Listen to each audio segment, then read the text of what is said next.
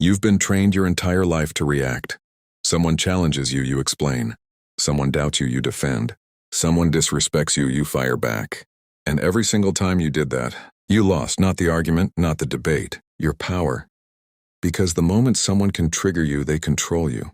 The moment someone can pull emotion out of you, they own part of you. You think reacting makes you strong. You think responding proves confidence. But the truth? The strongest person in the room is the one who doesn't move, the one who doesn't flinch, the one who doesn't justify, the one who doesn't rush to fill silence. Today, I'm going to show you 7 psychological power principles. Principles rooted in strategy, refined in politics, used by leaders who dominated without ever raising their voice. This is not about manipulation. This is about control. Control of your presence, control of your energy, control of when and if you react. Drop this in your mind before we begin. I do not react. I decide. Let's move. 1. The first rule of power. Emotional non-reaction. Here's something most people never understand. When someone insults you, they are not testing your intelligence. They are testing your emotional control. Most people fail. Immediately, they react fast. They sharpen their tone. They try to win the exchange. And in doing so, they reveal something. You can move them, and if you can move someone emotionally, you can lead them. Real power players operate differently. When challenged, they slow down. When provoked, they become still. They don't rush to answer. They don't rush to defend.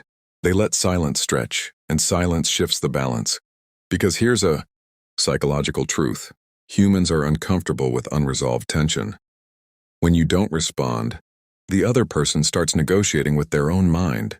Did I go too far? Why isn't he reacting? Is she judging me? Did that not work?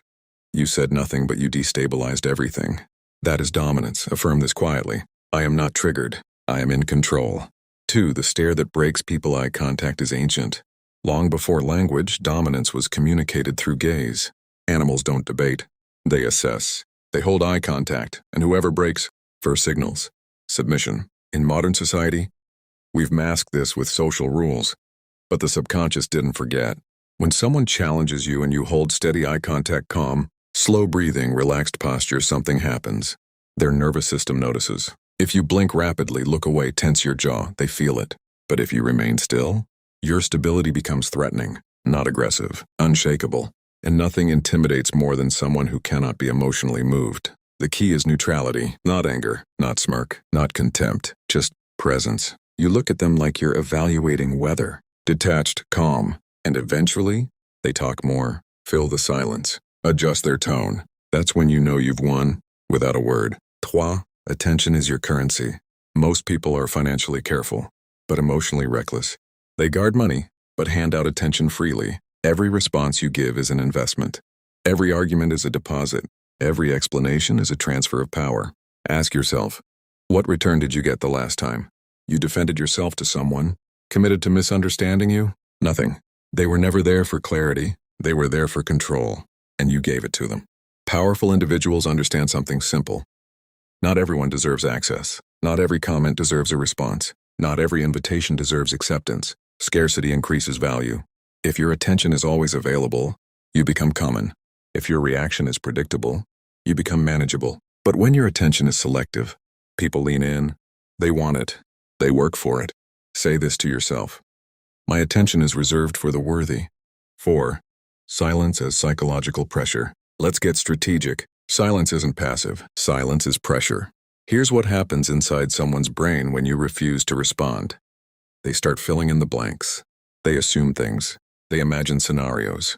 They overanalyze. And humans almost always imagine worse outcomes than reality, which means your silence becomes heavier than any insult. When you react, the interaction ends cleanly. When you stay silent, the interaction lingers. It stays open in their mind, unresolved, unfinished, and unresolved tension creates obsession. That's why people check their phone repeatedly when they're ignored. That's why critics escalate when they don't get a reply. That's why manipulators push harder when you withdraw. They are trying to regain control, but you never gave it to them. That is psychological dominance. 5. Strategic withdrawal. Now here's where most people misunderstand power. They think silence means disappearing. Wrong.